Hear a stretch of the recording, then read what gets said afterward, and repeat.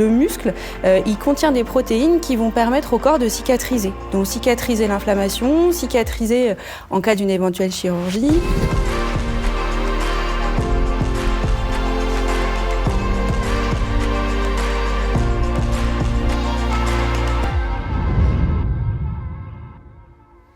Bonjour, je suis Pierre-Louis Atouel, patient expert dans les MICI, les maladies inflammatoires chroniques de l'intestin, la maladie de Crohn dont je suis moi-même atteint et la rectocolite hémorragique. Bienvenue dans cet épisode de Parlons MICI. Aujourd'hui, j'ai le plaisir d'accueillir le professeur Émilie Duchalet, chirurgien digestif au CHU Nantes. Bonjour Émilie. Bonjour Pierre-Louis.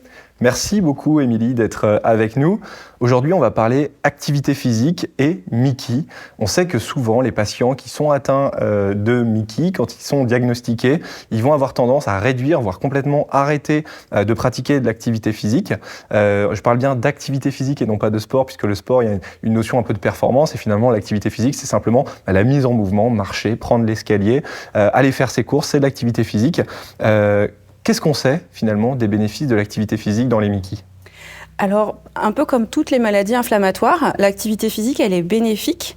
Alors, évidemment, on comprend que c'est compliqué quand on est en poussée d'avoir une activité physique sportive.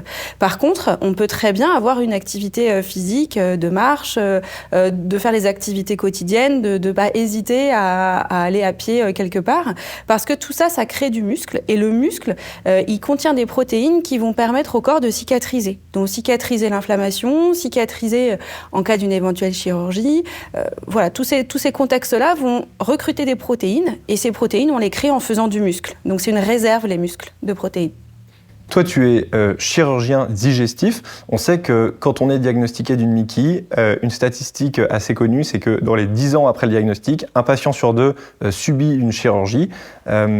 Comment on peut accompagner ces patients à continuer de pratiquer de l'activité physique, que ce soit avant ou après la chirurgie ? Alors, avant, comme il faut créer ce stock de muscles pour cicatriser, parce que ça va être un stress, la chirurgie, un stress qui va consommer des protéines. Donc, on demande aux patients de créer ce stock. Et puis, après la chirurgie, en effet, on recommande aussi aux patients de faire de l'exercice. De l'activité physique, on s'entend, pas de courir un marathon. Non, pas de courir un marathon, pas de trop solliciter les muscles abdominaux, mais continuer à avoir les activités physiques du quotidien. Et au contraire, on stimule les patients à en avoir parce qu'on sait que c'est mieux pour récupérer le transit et mieux pour la cicatrisation. Je me rappelle que moi, dans mon parcours de patient, donc j'ai été opéré plusieurs fois, et souvent dans le service, à l'hôpital, les infirmières nous demandaient de marcher justement pour réactiver le système digestif. Oui, alors on a un petit planning pour les patients après l'intervention. Donc le premier soir, il est censé s'asseoir dans un fauteuil. Le deuxième, le lendemain de l'intervention, il est censé marcher en effet dans le couloir. Et puis au troisième jour, enfin entre le deuxième et le troisième jour, être capable de monter, descendre un escalier. C'est notre objectif pour les chirurgies abdominales qui ont été faites par cœlioscopie avec ces petits trous au niveau du ventre. Voilà. Et pour trouver le bon équilibre entre à la fois reprendre cette activité physique après la chirurgie et en même temps ne pas trop solliciter l'organisme qui a quand même subi une épreuve, est-ce que tu as des petits conseils pratiques à nous donner, des choses qui doivent peut-être alerter les patients ? Alors, ce qu'on craint après une chirurgie, c'est une cicatrisation qui ne va pas se faire correctement au niveau de la paroi, parce qu'on ouvre le ventre, même si c'est des petites cicatrices, on va ouvrir le ventre et on va le refermer ensuite. Et c'est ces zones-là qui vont être sollicitées quand on fait une activité intensive.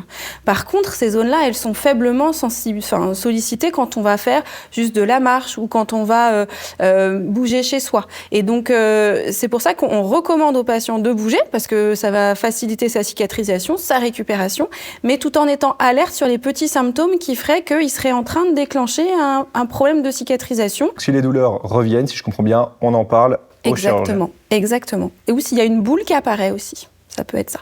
On sait que de nombreux patients atteints de MICI souffrent de ce qu'on appelle les besoins impérieux, donc ce sont des envies immédiates d'aller aux toilettes. Pour ces patients-là, comment on peut les accompagner à reprendre une activité phisique ? Alors cette question, elle est très intéressante parce que ça nous arrive souvent d'avoir ce genre de questions de la part des patients. Alors, il existe des moyens d'éviter que le transit ait lieu à ce moment-là.